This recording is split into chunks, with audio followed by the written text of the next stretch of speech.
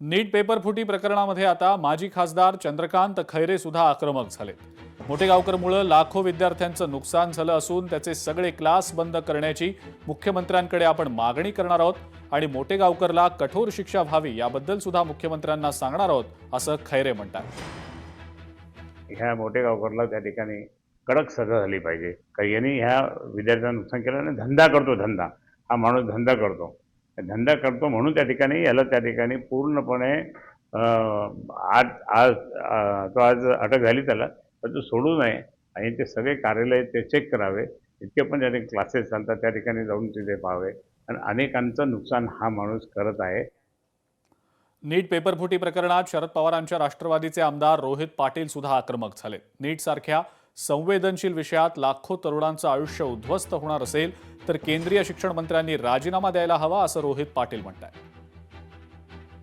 नीटच्या खरं तर परीक्षेबाबतीमध्ये प्रचंड संवेदनशील विषय हा संपूर्ण राज्यात आणि देशात आहे।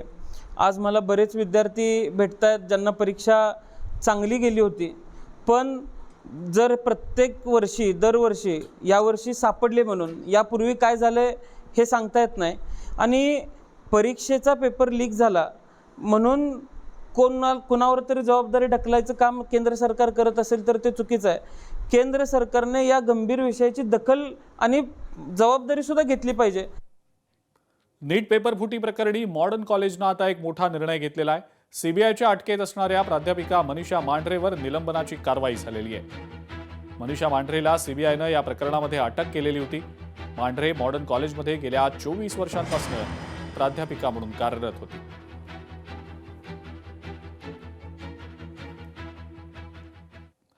नीट पेपरफुटी प्रकरणी आणखी एक नवी माहिती आता समोर आलेली आहे। नीट पेपरफुटीच्या रॅकेटची जबाबदारी शुभम खैरनारकडे होती, असं सूत्रांकडून आता समजतंय। श्रीमंत आणि हुशार विद्यार्थी हे शुभम खैरनारचं टार्गेट होतं। डॉक्टर बनू इच्छिणाऱ्या श्रीमंतांसोबतच शुभमनं कोट्यवधींची डील केल्याचं सूत्रांकडून समजतंय। पाहिजे तितकी रक्कम मोजून पेपर विकत घेतल्याचा संशय देखील व्यक्त होतोय। त्यामुळे नामांकित कोचिंग क्लासेसच्या संचालकांची भूमिका सुद्धा आता संशयाच्या भोवऱ्यात सापडलेली आहे। तपास यंत्रणांच्या तपासामधनं आणखीही काही धक्कादायक खुलासे होण्याची शक्यता आहे।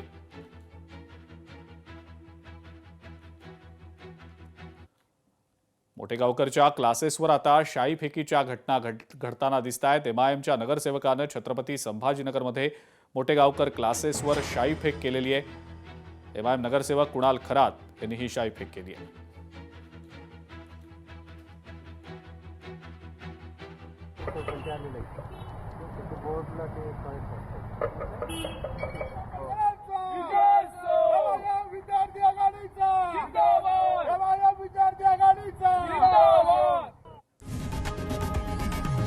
लोकशाही मराठी ऐका, पहा, जागरूक रहा।